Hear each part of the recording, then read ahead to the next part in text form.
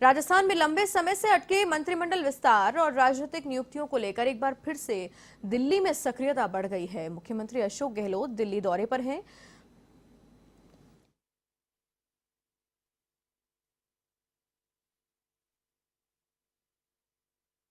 गहलोत मंगलवार रात को ही जोधपुर से दिल्ली पहुंचे हैं। गहलोत दिल्ली में राहुल गांधी और सोनिया गांधी से मुलाकात करके मंत्रिमंडल विस्तार और सियासी मुद्दों पर चर्चा कर सकते हैं।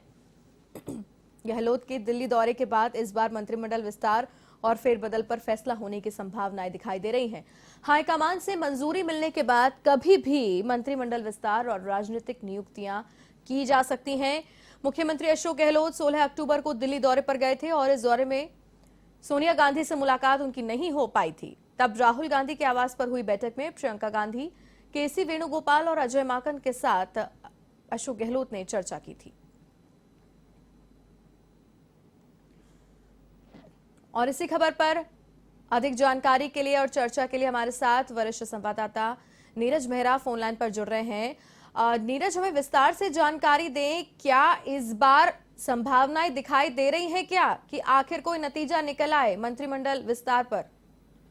देखिए भारती, जब भी मुख्यमंत्री दिल्ली जाते हैं तो इस बात के कयास को बल मिलता है और लगातार चर्चे इस बात के होते हैं कि इस बार तो जरूर मंत्रिमंडल विस्तार होगा। ऐसा माना जा रहा है कि राजस्थान में जो उपचुनाव होने थे वो भी हो गए हैं, पंचायत राज चुनाव भी हो गए हैं, तो ऐसे में संभावनाएं लग रही है कि इस बार मंत्रिमंडल विस्तार के जो खाका है उसको तैयार किया गया है उसको अंतिम रूप मिल जाना चाहिए। और क्योंकि जिस तरह से चिकित्सा मंत्री रघु शर्मा और दूसरे हरीश चौधरी का जिस तरह से उनको प्रभारी बनाया गया है, हरीश चौधरी को पंजाब का और रघु शर्मा को गुजरात का प्रभारी बनाया गया है, उसके बाद भी ये संभावनाएं लगाई जा रही है। और हरीश चौधरी ने साफ तौर पर कह दिया कि अब उनका इस्तीफा स्वीकार कर लिया जाए। तो कहीं न कहीं दबाव बन रहा है इस बात का, एक पद एक व्यक्ति का दबाव भी बन रहा है। और गोविंद सिंह डोटासरा जो प्रदेश अध्यक्ष है वो भी शिक्षा मंत्री हैं। ऐसे में ऐसा माना जा रहा है कि 3 मंत्री अभी जो है सीधा सीधा उनकी जगह दूसरे लोगों को स्थान मिलना है। और अन्य पद भी पहले से खाली हैं। मास्टर भंवरलाल मेघवाल का निधन हुआ था, उनका पद खाली है। रमेश चंद्र मीना ने इस्तीफा दिया था, उनका पद खाली है। ऐसे में जो है मंत्रिमंडल विस्तार की चर्चा जो चल रही है उसको कहीं न बल मिलता है और उम्मीद की जानी चाहिए, क्योंकि अब समय बहुत कम बचा है। ऐसे समय में मंत्रिमंडल विस्तार और मंत्रिमंडल में फेरबदल की संभावना बहुत ज्यादा हो गई है। इसके साथ ही जो राजनीतिक नियुक्तियां हैं, क्योंकि अब 2.5 साल का समय बचा है, ऐसे में राजनीतिक नियुक्तियां भी जल्दी होनी है और राजनीतिक नियुक्तियों को लेकर भी अंतिम रूप दिया जाना है। इसमें संगठन के किन लोगों को महत्व दिया जाएगा, कौन लोग इसमें शामिल होंगे, ये अलग विषय है। लेकिन उम्मीद की जा रही है कि इस बार जरूर जो है राजस्थान का जो मंत्रिमंडल विस्तार है या मंत्रिमंडल फेरबदल है, जिसको लगातार लेकर चर्चा रहती है, इस बार कुछ न कुछ उसका नतीजा जरूर निकलेगा। मुख्यमंत्री अशोक गहलोत की सोनिया गांधी राहुल गांधी से मुलाकात होगी, उसके बाद ही वो क्योंकि उन्होंने खुद ने भी संकेत दिए हैं, तो उम्मीद की जानी चाहिए प्रदेश की जनता को भी, कांग्रेस के जो कार्यकर्ता हैं, पदाधिकारी हैं, विधायक भी जो इस दौड़ में शामिल हैं, बहुत सारे लोग इसमें लंबे समय से इंतजार कर रहे हैं।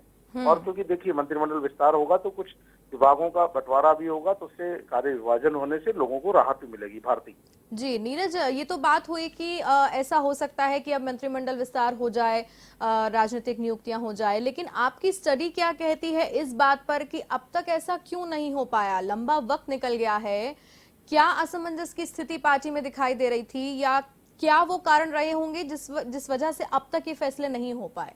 देखिए, पर राजनीति में सब चीजें क्योंकि मुख्यमंत्री अशोक गहलोत है, वो बहुत ही सुलझे हुए राजनेता है और उनको जानना है, वो जानते हैं कि कब कौन सा फैसला कब करना है। क्योंकि राज्य में उपचुनाव होने थे, अगर उपचुनाव से पूर्व में मंत्रिमंडल विस्तार कर दिया जाता तो इसका असर उपचुनाव के नतीजों पर जरूर आता। पंचायत चुनाव से पहले भी कर दिया जाता तो इसका असर भी पंचायत चुनाव को भी जरूर आता। और अब क्योंकि सब चुनाव निबट गए हैं और सबको पता है, क्योंकि सबने अपने अपने हिसाब से अच्छा काम किया है, तो जिन लोगों ने अच्छा काम किया उन्हें पारितोषिक भी देना है, उनको सम्मानित भी करना है, उनको सम्मान भी रखना है। और क्योंकि यदि मंत्रिमंडल विस्तार इन चुनावों से पूर्व हो जाता तो कहीं न कहीं सरकार के जिन लोगों को मंत्री बना दिया जाता तो खुश तो 2-4 लोग ही होते, बाकी अन्य लोगों की नाराजगी पार्टी को झेलनी पड़ती है, सरकार को झेलनी पड़ती है। ऐसी स्थिति में जो मुख्यमंत्री अशोक गहलोत है वो अपना सोच समझ कर ही निर्णय ले रहे हैं। और इसमें क्योंकि देखिए गुटबाजी भी कांग्रेस में जिस तरह की थी, तो उसको देखते हुए भी आपसे सहमति बहुत जरूरी थी। और सहमति करेंगे मुख्यमंत्री वही जो उन्होंने तय कर रखा है। लेकिन फिर भी उसको आला कमान के दिशा निर्देश के अनुसार ही किया जाएगा, ताकि दिशा कहा जा सके, संदेश दिया जा सके कि आला कमान ने तय किया वही फाइनल है। इसमें दूसरे गुट जो सचिन पायलट गुट है उनको भी संतुष्ट किया जाना तय है, क्योंकि उनके भी जो लोग हैं, विश्वसनीय लोग हैं, पार्टी के जो पदाधिकारी है, विधायक है, उनको भी मंत्रिमंडल में विस्तार मिलेगा। और इससे पूर्व अगर मंत्रिमंडल विस्तार कर दिया जाता, पॉलिटिकल नियुक्तियां कर दी जाती, तो उसका सीधा सा असर राजस्थान सरकार की जो परफॉर्मेंस पर तो पड़ता ही, साथ में जो उपचुनाव हुए हैं उपचुनाव पर जरूर पड़ता, पंचायत चुनाव पर जरूर पड़ता। और आप समझ सकते हैं कि सब लोगों को समाहित नहीं किया जाता। 200 विधायक होते हैं, 200 विधायक में से 120 विधायक कांग्रेस के पास है, उसमें से मंत्री 30 ही बनने हैं। तो ऐसी स्थिति में बाकी जो लोग हैं फिर वो कहीं न कहीं कार सेवा कर ही देते हैं पार्टी की, तो ऐसे में नुकसान होने का संभावना रहती है। तो मुख्यमंत्री अब सही उचित समय है, क्योंकि अब भी अगर नहीं किया जाता है तो फिर लोगों में असंतोष और नाराजगी बढ़ने की संभावना बढ़ जाएगी। भारती जी बिल्कुल ठीक है आपने नीरज, तमाम जानकारी के लिए आपका बहुत बहुत धन्यवाद। तो ये थे वरिष्ठ संवाददाता नीरज मेहरा हमारे साथ फोनलाइन पर जुड़े हुए थे, जिन्होंने विस्तार से हमें जानकारी दी कि अब पूरे चांसेस बन रहे हैं कि मंत्रिमंडल विस्तार किया जाए और राजनीतिक नियुक्तियां की जाए, क्योंकि एक लंबा समय निकल गया है, 2.5 साल का कार्यकाल बचा है। तो ये स्मार्ट मूव होगा अगर इस वक्त ये